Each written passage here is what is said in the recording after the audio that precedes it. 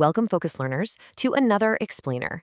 Today, we're tackling a really fascinating topic that bridges the gap between high-level vision and on-the-ground reality.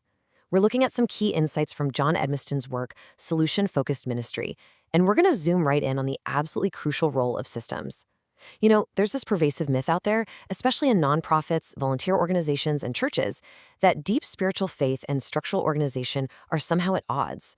Like, if you're truly led by the Spirit, you definitely don't need spreadsheets or operational workflows. But as we're going to see today, that couldn't be further from the truth. It really all boils down to this provocative question. Do organizational systems quench the Holy Spirit? It's a genuine tension. A lot of leaders feel torn between adopting what feel like cold corporate strategies and maintaining their authentic spiritual warmth. They worry that if they get too organized, they'll kind of lose their soul.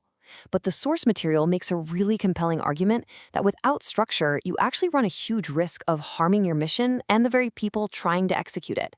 Okay, let's dive into this. Here's our roadmap for today. 1. The need for ministry systems. 2. Building trust through order. 3. Designing fit-for-purpose systems. 4. Leadership, attention, and checklists. 5. Systems of the kingdom. And finally, 6. Systems must not replace faith.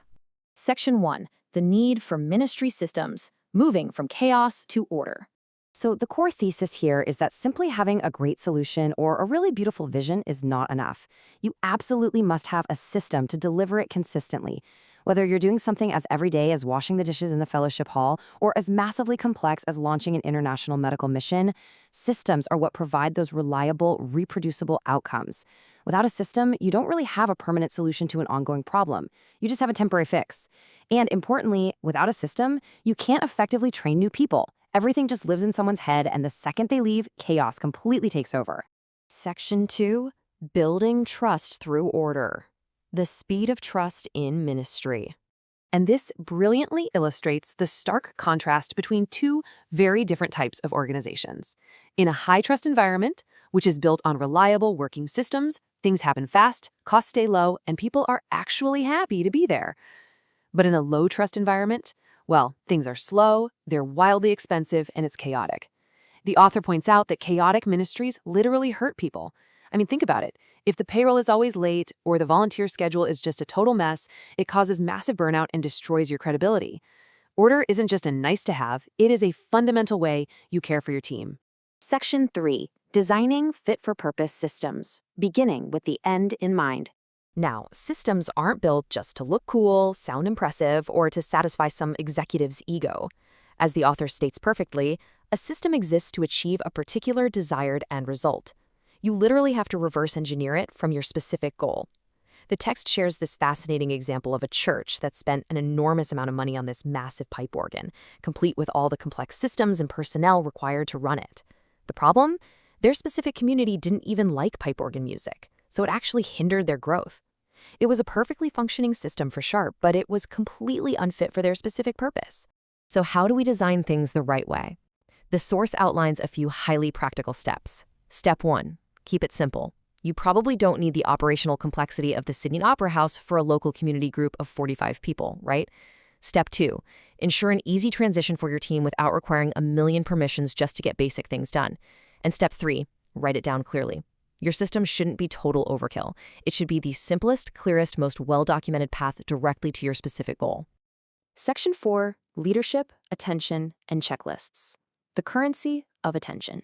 There's a fascinating concept introduced here, the idea that attention is actually currency. The author uses a highly relatable example to explain this, a church nursery. If a leader views the nursery as just some necessary annoyance to keep the kids quiet during a service, the volunteers are going to sense that immediately, and no one will want to serve. But if the leader regularly pops in, pays attention, says thank you, and asks what they need, volunteer enthusiasm skyrockets. A leader's focus, exactly where they spend their currency of attention, directly dictates the success of any system. And part of giving that attention is creating the right tools. So the crucial point here is getting organized with checklists. Checklists capture what the author calls institutional knowledge. That's all the hard-earned experience of what works and what doesn't. By dumping all this information from your brain onto a piece of paper, you are actually empowering your volunteers. When the procedures are super clear, you completely eliminate the need for micromanagement. You can finally just trust competent adults to do their jobs because the system is there to support them. Section 5, Systems of the Kingdom, the Organized City of Heaven. The author explores all of this through a theological lens, noting that heaven itself is described in the texts as a structured city with laws, records, and real governance. It is not some chaotic hippie haven. When systems are built on kingdom values like love, grace, humility, and empowering others, they reflect this divine order. Conversely, toxic systems that are built on pride, status-seeking, and chaos reflect what the text calls the domain of darkness. So the structure itself isn't evil at all. It's the underlying values driving the structure that really matter. Getting incredibly practical now, the text categorizes the specific missional systems that pretty much every organization needs. You need intentional structures for events, ensuring you have the right planning and leadership in place. You need systems for content creation, heavily focusing on research and what your audience actually needs. You need distribution systems to leverage technology and social media effectively. And crucially, you absolutely need administration and governance systems to ensure legal compliance, financial integrity, and safe environments for everyone. None of this happens by accident, folks. Section 6. Systems must not replace faith. Keeping your ministry spiritually alive. Organization must serve the mission, it must never choke it. Look, systems are fantastic because they prevent us from having to literally reinvent the wheel every single Monday morning. They temporarily replace repetitive thinking. However, and this is a big however, the author strongly emphasizes that we do not want to create unthinking evangelistic zombies. Systems must never, ever replace active thought, earnest prayer, and true spiritual reflection. If your system becomes just a rote, mechanical routine entirely devoid of life, well, it has entirely defeated its own purpose. Which leaves us with this final, vital question to ask ourselves and our teams. Is your system spiritually alive, or is it just a mechanical routine? Are your structures truly empowering your people and advancing your mission? Or are they just a bunch of exhausting red tape? I really hope this explainer has sparked your curiosity to look at your own organizational habits in a brand new light. Thank you so much for joining me today, and keep seeking out those effective, life-giving solutions.